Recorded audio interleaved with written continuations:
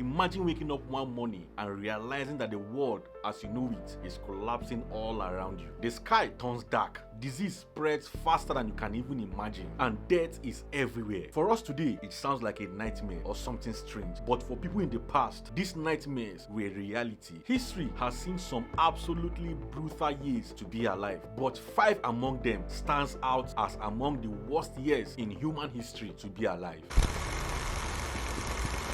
Let's start with the first one, and this takes us way back, further back than most people could even realize human existed. Around 73,000 BC, a massive supervolcano erupted at a place we now call Lake Toba in modern-day Indonesia. This wasn't just a normal volcanic eruption like the kind we see today. This was one of the largest eruptions in the last 2 million years. The explosion was so powerful that it blasted ash and debris into the sky, spreading across the entire planet. Imagine a mushroom cloud so massive it literally blankets the earth. Scientists believe the eruption released so many sulfurs into the atmosphere that it triggered what's known as a volcanic winter. Temperatures across the globe plummeted, crops and plants withered, animals starved, and humans were pushed to the very edge of extinction. Genetic evidence showed that after this eruption, the human population may have shrunk as little as 3,000 survivors. Can you imagine that? Just think about that for a second. Every single person alive today may be descendant from this group of humans who somehow made it through one of the worst natural disasters in history. If even a few more of them had died, humanity might not even exist today. The year 73,000 BC wasn't just bad, it almost erased us entirely.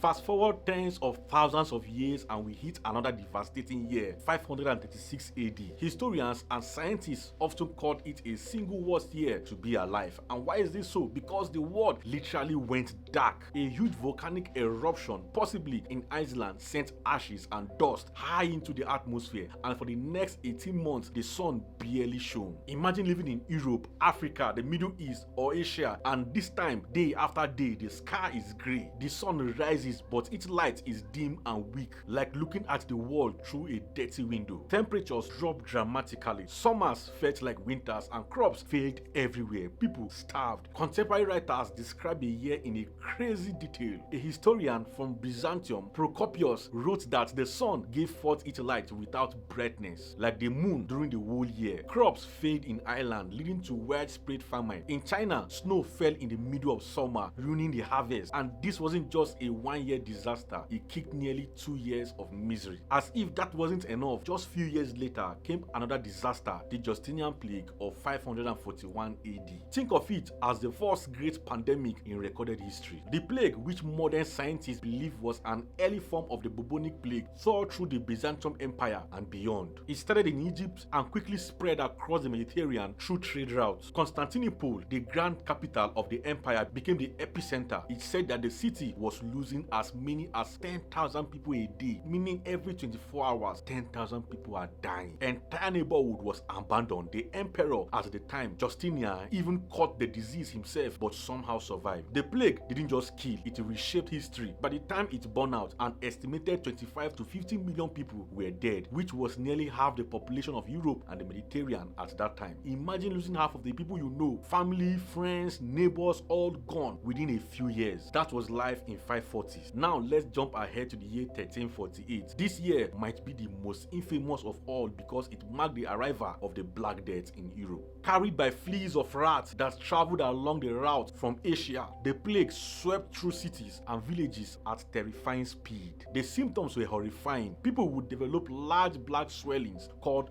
buboes in their armpits and growing fevers, chills, vomiting of blood, and an unbearable stretch followed. Death usually came within days. In just 1 year, the Black Death swept out an estimated 25 million people in Europe, about the third of the continent's population. To put that in perspective, imagine if a disease today killed 1 out of every 3 people you know within a year. Streets filled with corpses, entire towns vanished, and families were torn apart. Priests refused to give last rites because they were too afraid of catching the disease themselves. People turned on each other, accusing strangers of spreading the plague through witchcraft or even poisoning wells. The social order collapsed. In some places, survivors abandoned farms, leaving crops to rot. Starvation followed disease, but the Black Death also left a strange legacy. With so many people dead, labor became scarce, and the survivors found that their work was suddenly more valuable. Some historians argue that this tragedy actually weakened the feudal system in Europe and helped bring about major social and economic change. Still, for those who lived through it, 1348 was pure horror. And when we arrived at the 20th century, the year 1918, you might think that by modern times, humanity had outgrown these massive global catastrophes, but you will be wrong. In 1918, World War I was ending, millions of soldiers had already died in the trenches, and just as peace was beginning to take hold, another killer arrived, the Spanish flu. The flu wasn't like the seasonal colds we know today. It was fast, brutal, and it targeted the young and healthy just as much as the weak. Soldiers returning home carried the virus with them, and in a matter of months, it spreads across the globe.